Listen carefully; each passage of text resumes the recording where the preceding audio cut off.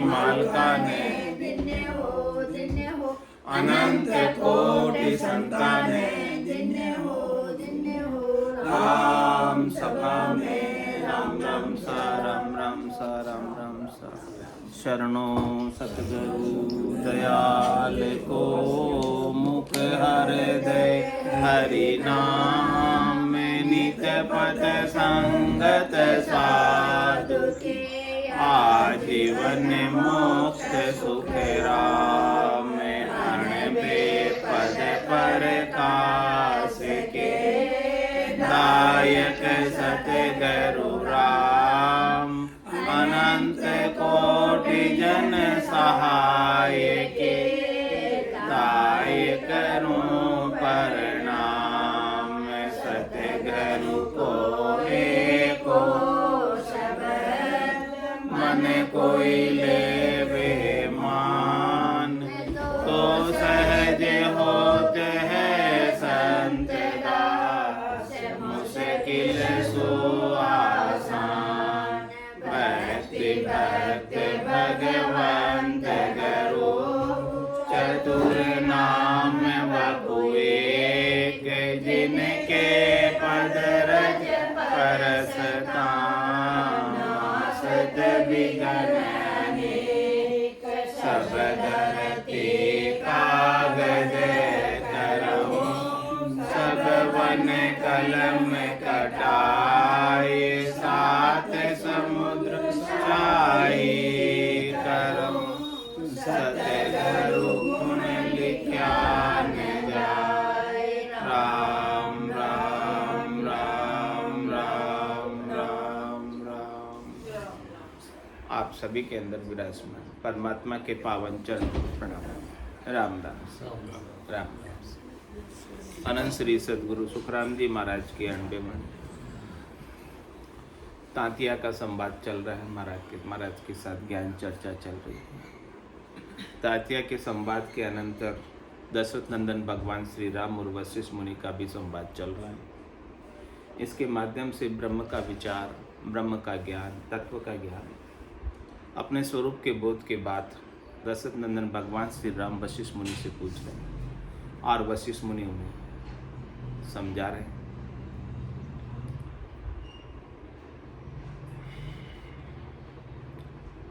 तो कह रहे हैं पार ब्रह्म नहीं मारसी नाया करे सहाय ना जाया ना जन्म सी नहीं वे आवे जाए नहीं वे आवे जाए सदा आनंद रस रूपी सावन पलटे अंग इदक कम छायन धूपी सुख राम ज्ञान में साय दी राम कही आमाय पार ब्रह्म नहीं मारसी नाया करे सहाय।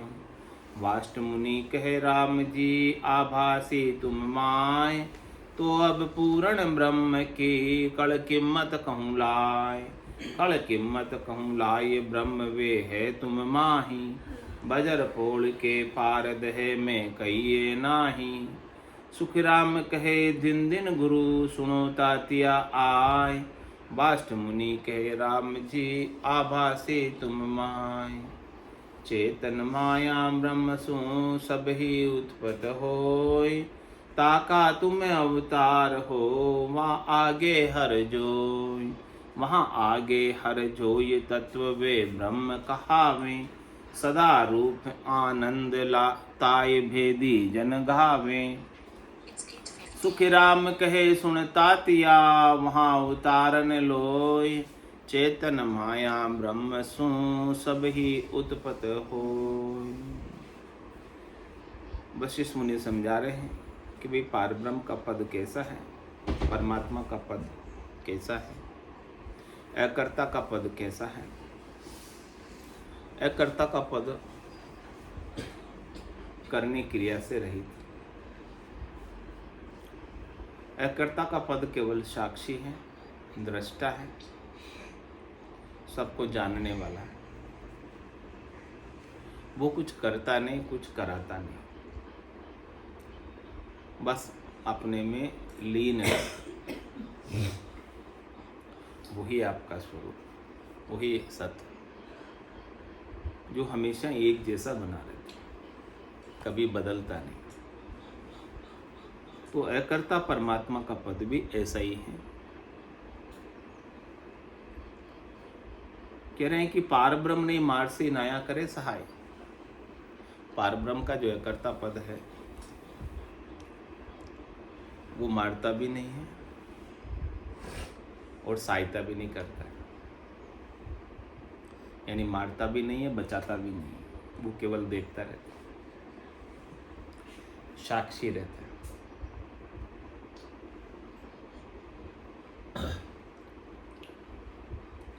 क्योंकि उस पद में घट नहीं है, उस पद में माया नहीं। मरण किसका होता है, सहायता किसकी होती है, शरीर की होती है। जब उस पद में घट ही नहीं है तो किसकी तो सहायता करें, किसको मारे। उस पद में होवे तो करे ना। उस पद में तो माया का लेश भी नहीं है, उस पद में माया पहुंचती ही नहीं है, माया से रहित है वो पद। बाकी उस पद के अलावा जितने पद है वो सब माया के साथ, माया के संग है। तो कह रहे महाराज कि पार ब्रह्म के पद में, परमात्मा के पद में माया नहीं है।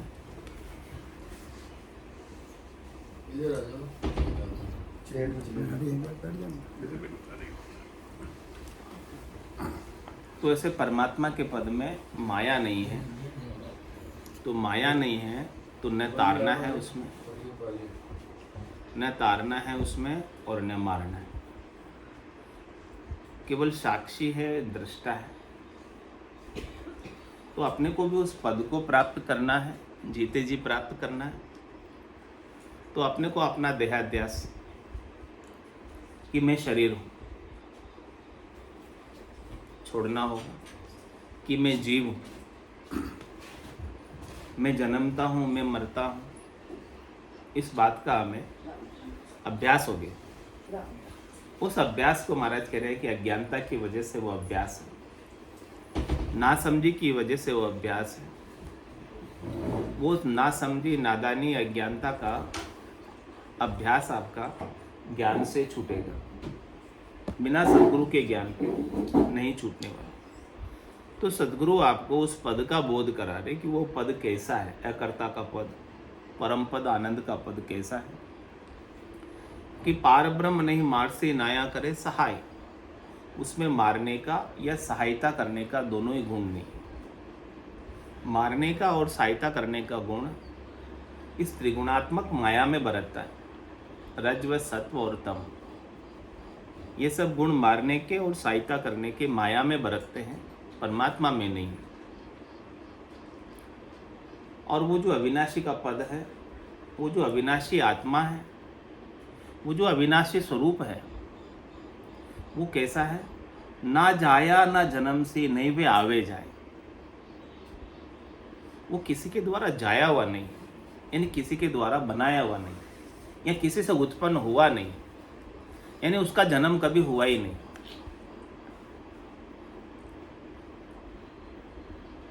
और नहीं वो कहीं आता है और नहीं वो कहीं जाता है।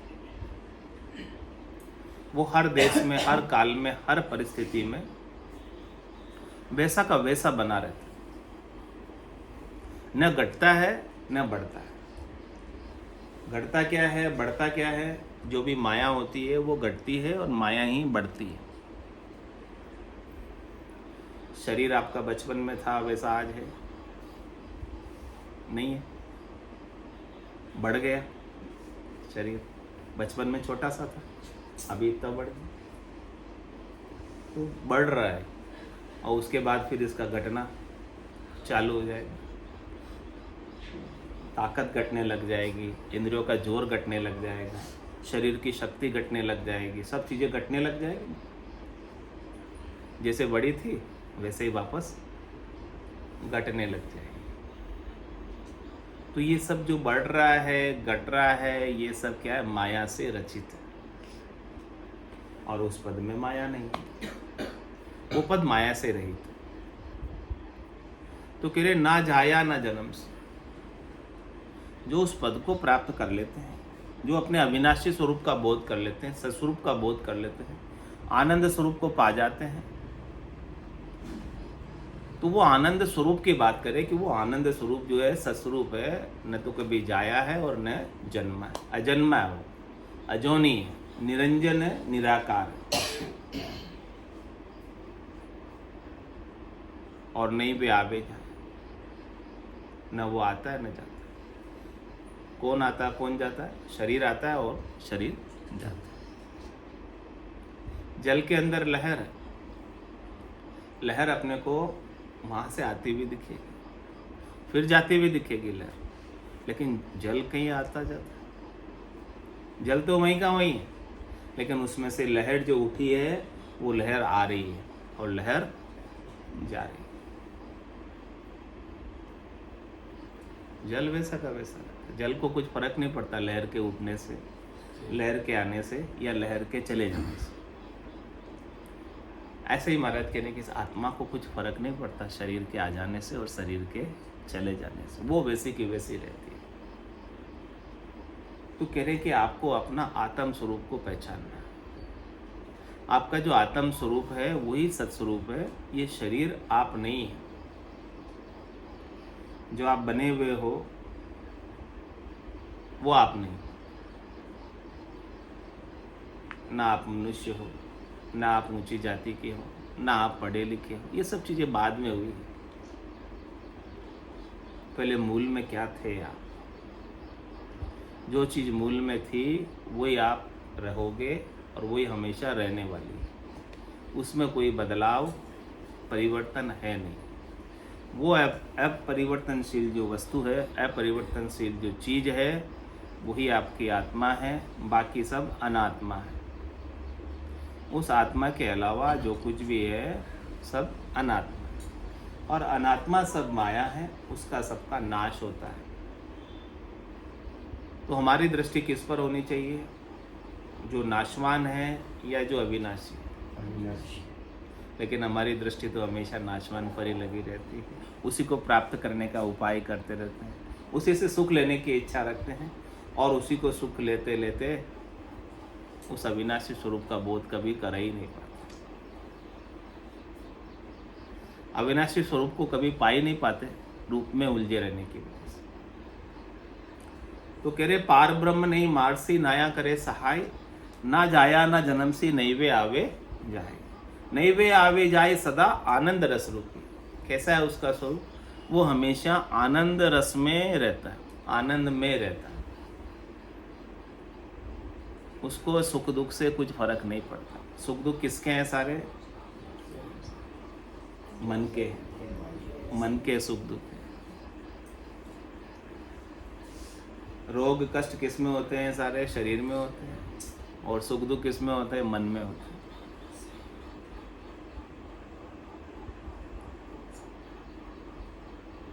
लेकिन उस आत्मा में न सुख है और न दुख है,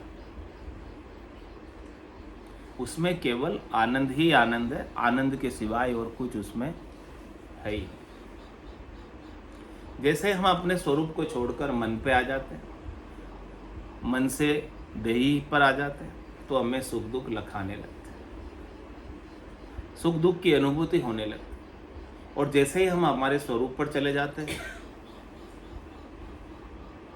वहां पर फिर मन नहीं रह जाता। मन जैसे ही गायब हुआ, मन जैसे ही हटा, सुख दुख सारे समाप्त। मन कंपैरिजन करता है, मन तुलना करता है। जितने भी सुख है, जितने भी दुख है, वो सब सापेक्षिक है, तुलनात्मक है। कंपैरिजन करते हैं तो कंपैरिजन से सुख होता है और कंपैरिजन से ही दुख। और इस आत्मा में किसी का किसी से कंपैरिजन है ही नहीं। सबकी आत्मा समान है, चाहे राजा की हो चाहे रंक की हो।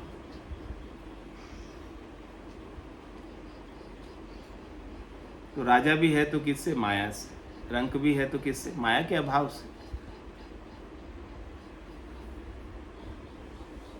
तो उस आत्मा के आनंद में माया की प्राप्ति से या माया के चले जाने से कुछ फर्क नहीं पड़ता। आत्मा का आनंद, जो आत्मिक आनंद है, भीतर का आनंद है, सत्य का जो आनंद है, वो वैसा का वैसा बना रहता है। हमारी दृष्टि बस उस पर नहीं होने की वजह से हम सुखी दुखी होते हैं। जैसे हमारी दृष्टि उसके ऊपर चली जाए सत्स्वरूप, तो हमारे सारे सुख दुख मिट जाए। तो सद्गुरु क्या करते हैं? दृष्टि को तो फेरते हैं, ज्ञान दृष्टि देते हैं। जिस दृष्टि से संत सद्गुरु केवली भगवंत स्वरूप को देखते हैं, स्वरूप का बोध करते हैं, वही ज्ञान दृष्टि हमें भी देते हैं। हमें भी उस ज्ञान दृष्टि को पाकर अपने सत्स्वरूप को पा जाना, आनंद स्वरूप को पा जाना, और आनंद में गरक गरकाब हो जाना, सुख दुख से उपराम हो जाना। तो नैवे आवे जाई सदा आनंद रस रूपी। कैसा आनंद वहां का? सावन पलटे अंग इधर कम छाए न धूपी। वहां 12 महीने श्रावण मास रहता है। श्रावण महीने के अंदर न छाया अधिक न धूप अधिक, बराबर अच्छा सा मौसम, सुहावना मौसम रहता है, आनंदकारी मौसम रहता है। ठंडी ठंडी सुबावड़ आती रहती है सावन में, ठंडी ठंडी फुहारें चलती रहती हैं, उसका आनंद आता रहता है।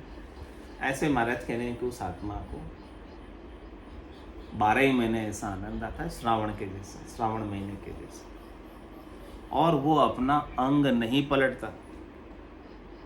कौन सा अंग? आनंद का अंग। जो आनंद उसे आ रहा है वो अपने आनंद में ही रहता है। उस आनंद को छोड़कर न सुख के लिए जाता है और न दुख के लिए जाता है। न सुख में सुखी होता है न दुख में दुखी होता है। वो अपने आनंद में मगन रहता है, गरक रहता है, गरकाब रहता है। ये बात महाराज ज्ञान के द्वारा समझा रहे हैं, ज्ञान के द्वारा पुष्ट कर रहे हैं। सुखरा में ज्ञान में साइदी राम कही आ माहे। इस प्रकार से दशरथ नंदन भगवान श्री राम ने ये बात अंदर में अनुभव की, ये बात अंदर में पाई वशिष्ठ मुनि से ज्ञान प्राप्त करके। तो पार ब्रह्म नहीं मारसी नाया करे सहाय। उसमें मारने का, तारने का कोई, सहाय करने का कोई उसमें गुण धर्म नहीं है। ये सब कर्ता में है, कर्ता में कुछ भी नहीं है। और जब तक कर्ता बने रहोगे तब तक उस करने का नफ़ा नुकसान आपको भोगना रहेगा। जिस दिन अकर्ता हो गए, निष्काम हो गए, उस दिन उसके सारे लाभ हानि आपके नहीं रहेंगे।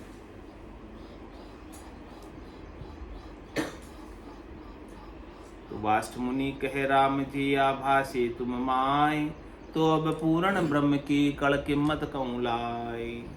ऐसी बात जब दशरथ नंदन भगवान श्री राम ने कही कि मुझे तो ऐसा आनंद चाहिए जो हमेशा एक रूप रहे, एक रूप रहे, जिसमें कोई अंग पलटे ही नहीं मेरा। तो वशिष्ठ मुनि ने कहा कि मैं अब ऐसी आपको भेद की बात बता देता हूँ, रहस्य की बात बता देता हूँ, जिससे आपका अंग पलटेगा नहीं। आप हमेशा आनंद में रहो, हमेशा सुख विलास में, लील विलास में रहो।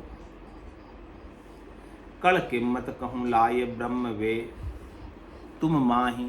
जो ब्रह्म आनंद की बात कर रहे हो, तुम ब्रह्मानंद की बात कर रहे हो, वो ब्रह्मानंद कहीं बाहर नहीं है, वो ब्रह्मानंद कहीं वस्तुओं में नहीं है, वो ब्रह्मानंद कहीं व्यक्तियों में नहीं है, वो ब्रह्मानंद पदार्थों में नहीं है।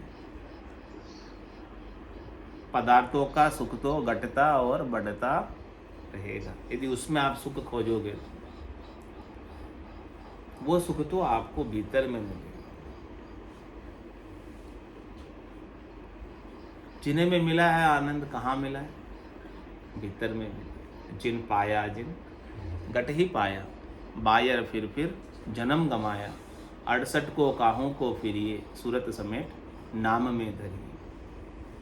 तो कड़ किम्मत कहूँ लाए, उसकी कड़ किम्मत बता रहे हैं। कड़ किम्मत का मतलब कैसे उसे पाए, उस आनंद को। कड़ा क्या है उस आनंद को पाने की? युक्ति क्या है? तरीका क्या है? विधि क्या है? भेद क्या है उस आनंद को पाने का? जो आप ज्ञान में बात बता रहे हैं, ज्ञान में आप जो हमें शिक्षा दे रहे हैं, उस ज्ञान की शिक्षा को प्रैक्टिकल रूप में हम हमारे गट के भीतर कैसे पा जाएं कि हम हमेशा आनंद में रहें, हमारा भी अंग पलटे नहीं, हम भी फटाफट ऊने नहीं हो, गरम नहीं हो जाते हैं ना गरम। कोई कहता है तो कोई गाली निकाल देता है, गरम हो जाता है।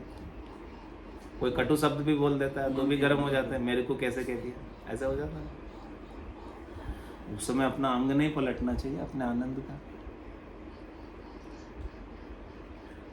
लेकिन पलट जाता है।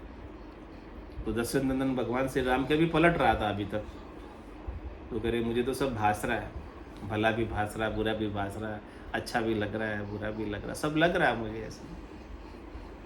अब वो लगे नहीं है अच्छा बुरा, इसकी युक्ति तरीका भेद दे दो, बता दो ऐसी बात। बता रहे कल किम्मत कौन लाई, ब्रह्म वे है तुम माई। वो ब्रह्म जो है आनंद ब्रह्म आपके भीतर है, लेकिन भीतर वाले आनंद ब्रह्म को जगाएं कैसे? है तो सही भीतर में, लेकिन सोया हुआ है। सबके भीतर है आनंद ब्रह्म, कोई आनंद ब्रह्म के बिना नहीं है, लेकिन सबका आनंद ब्रह्म सो रहा। उस आनंद ब्रह्म को सदगुरु जगा रहे हैं। कह रहे कहाँ है वो? कह रहे बजर पोड़ के पार देह में कहिए नहीं। वो कहाँ है? बजर पोड़ के पार है।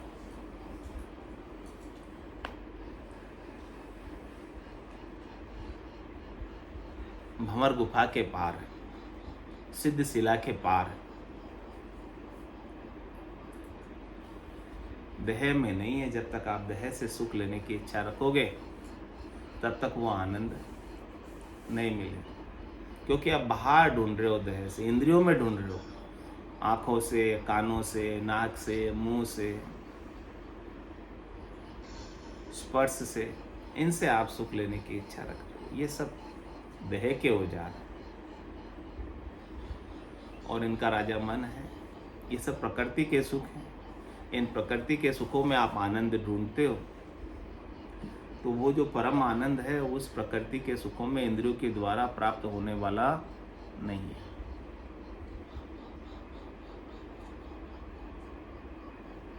वो आनंद तो आपको विदेही मंडल में मिलेगा। जब आपका आसन हमारा गिगन मंडल में, रहूं जगत के माही, मेरे को मेरा जन जाने ओरा कुगम। जब आपका ध्यान गिगन मंडल में लग जाएगा, परम सत्य में लग जाएगा, सत्य स्वरूप में लग जाएगा, निज नाम सतनाम कुदरत कला नेंचर में लग जाएगा, दुनियात्मक शब्द में लग जाएगा, पूरब के 6 कमलों का छेदन करते हुए, पश्चिम के 6 कमलों का छेदन करते हुए, भंवर गुफा को पार करते हुए, बजर पोड़ को फोड़कर, सिद्ध शिला को फोड़कर, बजर दरवाजा हर नहीं उगड़े, लग्या है करारा जी बंद। ये बंद है, इसे खोलने, उघाड़ने इसे। और सदगुरु की कृपा से, निज नाम की जागृति से ही ये उगड़ते हैं, खुलते हैं। ताड़ा ताक सबदी खोले, रंकार धुन आगों में। जितने ताले जड़े हुए हैं, किवाड़ बंद है, वो सब ताले किवाड़ निज नाम सतनाम कुदरत कला नेंचर खोलेगा। कै सुखराम शब्द की महिमा, कहता बनिए न काहीं, साधन ध्यान बिना सुन सिमरन, लिया अमरगर से। ये आपको अमरगर लेकर जाने वाला है। तो कह रहे बजर पोड़ के पार, आपको बजर पोड़ के पार जाना है। साधना में, ध्यान में, राम नाम के सुमरण में, स्थान स्थान पर, कमल कमल पर, खंड पिंड ब्रह्मांड में शोधना करते हुए, शब्द की अनुभूति बजर पोड़ के पार करनी, 10वें द्वार के पार करनी। फिर वहाँ आनंद ही आनंद है, आनंद की कमी नहीं है। 10वें द्वार करे हंस केड़ा, अनंत कोट संतन का मेला। वहाँ पर केड़ करते हैं सब संत, वहाँ पर आनंद मनाते हैं, वहाँ पर आनंद में ही रहते हैं। आनंद के सिवाय और कुछ वहाँ है ही नहीं।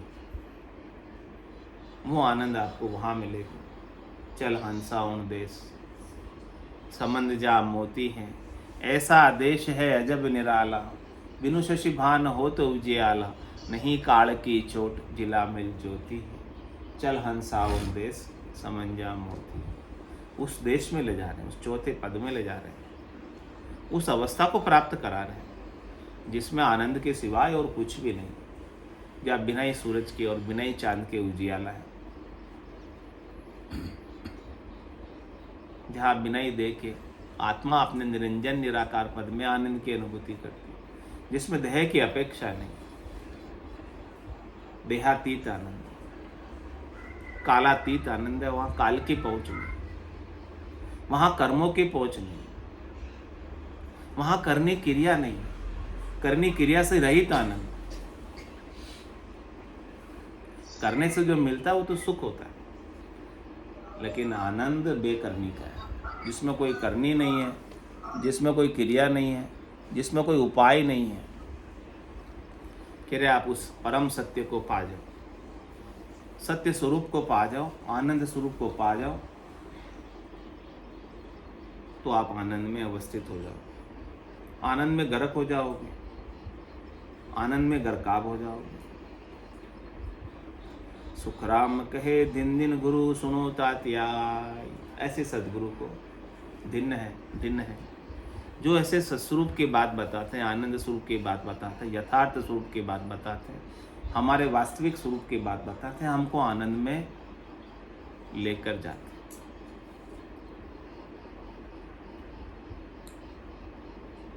हे तातिया, ऐसी बात आप समझो जो दशरथ नंदन भगवान श्री राम ने वशिष्ठ मुनि से समझी थी, वही बात मैं आपको बता रहा हूं। वाष्ट मुनि कहे राम जी आभासी तुम माय, चेतन माया ब्रह्म सु सभी उत्पत होय, ताका तुम अवतार हो वहाँ आगे हर जोय, वहाँ आगे हर जोई तत्व वे ब्रह्म कहावे, सदा रूप आनंद ताय भेदी जन गावे। सुखराम कहे सुन तातिया वहाँ अवतारन लोय, चेतन माया ब्रह्म सु सब ही उत्पत्त हो। जो भी उत्पत्ति हुई है, जो भी रचना रची गई है, वो माया और ब्रह्म के जोड़े से हुई, ब्रह्म के साथ माया लगी, बिना माया के उत्पत्ति होती नहीं, बिना माया के कुछ बनता नहीं। जो कुछ भी बना है, जो कुछ भी उत्पत्ति हुआ है, और वो सब विनाश को भी प्राप्त हो जाता है, क्योंकि वो माया से बना हुआ है, इसलिए माया का तो विनाश होना। माया रहती थोड़ी है, माया का स्वभाव कैसा? चंचल, चंचल, चले ही जाने वाली। माया हमेशा जाने को तैयार ही रहती है, खड़ी रहती है।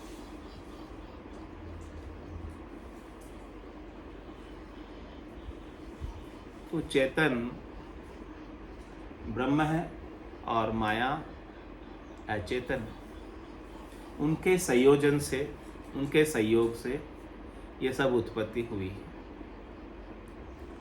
कह रहे कि ताका तुम अवतार, कह रहे तुम अवतार धर के आए हो ना, वो भी किसके हो?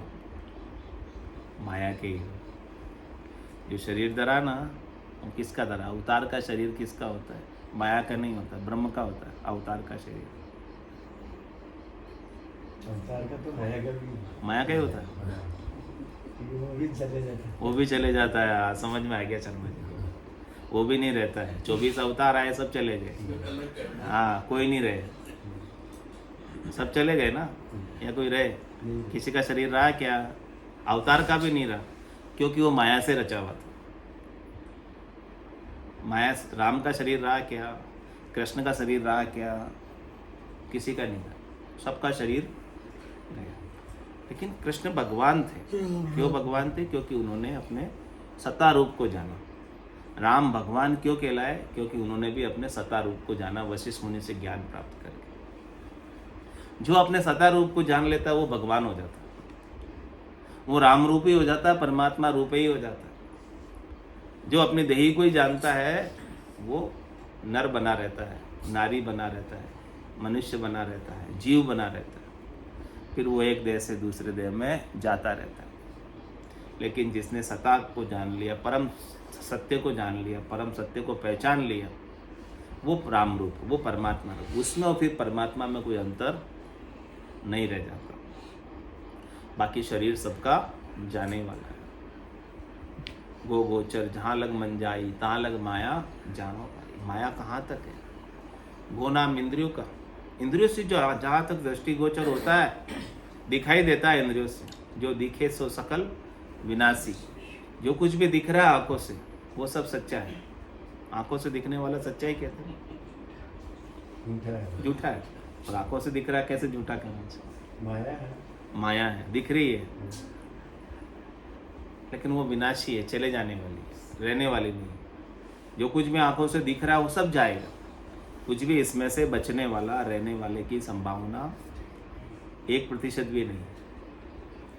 आया है सो जाओ सी, राजा रंक बकी, एक सिंहासन चढ़ चले, एक बंदे।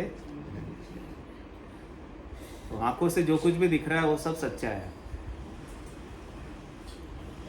नहीं है, सब झूठा है। क्योंकि दिखे सो सकल विनाशी।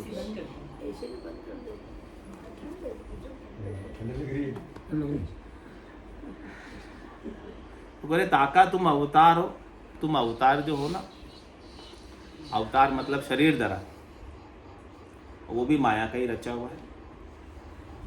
कह रहे वहां आगे हर जो है, उस शरीर के पीछे जाओगे ना, मूल में, वहां हरि मिलेंगे, वहां परमात्मा मिलेंगे। उसके आगे जाना हो। आप अपने को आंखों से तो शरीर ही दिखता है, रूप ही दिखता है, रंग ही दिखता है, वर्ण ही दिखता है, आकार ही दिखता है। तो करे रूप रंग वर्ण आकार जब तक दिख रहा है ना, वहां तक भगवान नहीं है।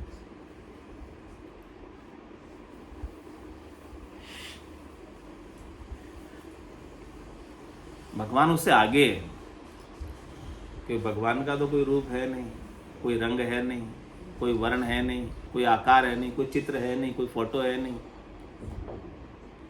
भगवान का कोई फोटो नहीं होता, फोटो सब शरीर के होते हैं। तो अपन फोटो को ही पूछते हैं, नकल को ही पूछते हैं, नकल हो गई ना, असल नहीं है। मान के असल तो उसके आगे है। हाँ, असल तक जाओ, केवल नकल से ही काम मत चलाओ। लेकिन प्राइमरी स्टेज में तो चाहिए ना पॉइंट। प्राइमरी स्टेज के लिए ठीक है, लेकिन आगे तो बढ़ो। वहीं प्राइमरी पे कब तक पढ़ते रहोगे? 5वीं तक ही कब तक पढ़ते रहोगे? क्या आगे 6ठी 7वीं 8वीं 9वीं 10वीं पास नहीं करनी क्या? अभी तो प्राइमरी नहीं हो रही। महाराज तो आपको 10वीं भी पार करना चाहिए। स्वयं प्रकाश हो जाएगा, वही परमात्मा है, और उसकी जब अनुभूति होगी तो फिर आपको 5वीं 10वीं को भी अच्छी होगी।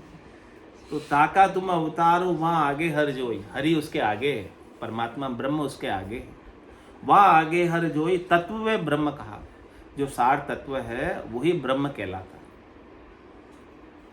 जो सत्य तत्व है वही ब्रह्म कहलाता है, जिसका नाश नहीं होता, जो जन्मता नहीं है, मरता नहीं है, जो रूप रंग वर्ण से न्यारा अलग है, उसमें नहीं आता, वही ब्रह्म कहलाता है। सो सदा रूप आनंद ताई भेदी जन का, वो हमेशा आनंद रूप में रहता है। और उसे भेदी जन, जिसको उसका भेद पता है, वो उसका सुमिरन करते, वो उसको याद करते। वो रूप को नहीं याद करते, वो रूप के नाम को नहीं याद करते। एक राम दशरथ गर डोले, एक राम गट गट में बोले, एक राम का सकल पसारा, एक राम है सबसु न्यारा, 3 राम है लोक व्यवहारा, चौथे राम का करो विचार। भेदी जन वही विचार करते चौथे राम का, जिनको भेद नहीं पता है ऐसे राम का, वो रूप वाले राम का ही विचार करते हैं, जो दिखता है आंखों से, नजर आता है आंखों से। तो कह रहे वो अरूपी राम है, जो सदा रूप आनंद ताए बे। उसका रूप कैसा है? अरूपी राम का। बोले आनंद रूप उसका नाम, उसका रूप है। आपको साधना के माध्यम से, भजन के माध्यम से, सुमरण के माध्यम से जो भीतर में आनंद उत्पन्न हो रहा ना, वही उसका रूप है, वही रूप समझो। राम का रूप वही आनंद रूप है उसका। तो सदा रूप आनंद ताई भेदी जन का, भेदी जन उसको इस प्रकार से गाते हैं, इस प्रकार से उसका सुमिरन करते हैं, इस प्रकार से उसे याद करते हैं। सुखराम कहे सुन तातिया वहाँ अवतार न लोग। उस अवस्था को प्राप्त करने के बाद सब एक हो जाते हैं, न अवतार अलग रहता है न लोग अलग रहते हैं, क्योंकि लोग की आत्मा अवतार की आत्मा से अलग होती है, अलग होती है। लोग की आत्मा, लोगों की आत्मा और अवतार की आत्मा अलग होती है, नहीं होती, एक ही होती। वहाँ एक हो जाते जाकर। जो उस पद को प्राप्त हो गए ना, वहाँ न शिष्य है, वहाँ पर न गुरु है, न ऊंची जाति का न नीची जाति का है, न स्त्री है न पुरुष है, न पढ़ा लिखा न बिना पढ़ा लिखा है। उस पद में सब भेद, हाँ, सारे विभाग खत्म। वहाँ अवतार न लोग, वहाँ न कोई अवतार रहता है न कोई लोग रहते हैं, न राजा रहते ही न प्रजा रहती, सब वहाँ एक हो जाते। चेतन माया ब्रह्म सु सब ही उत्पत होय। बोलो राम सद्गुरु देव जी महाराज ने धन्य हो परम दयाल सद्गुरु सुराम जी महाराज ने धन्य हो। अनंत श्री सद्गुरु सुखराम जी महाराज के ज्ञान स्वरूप भगवान ने धन्य हो। केवली भगवंता ने धन्य हो। जीवावतारण जात में धन्य हो। मोक्ष के मालिका में धन्य हो। अनंत कोटि संतान में धन्य हो। राम सभा में राम राम सा राम राम सा राम राम राम राम राम राम।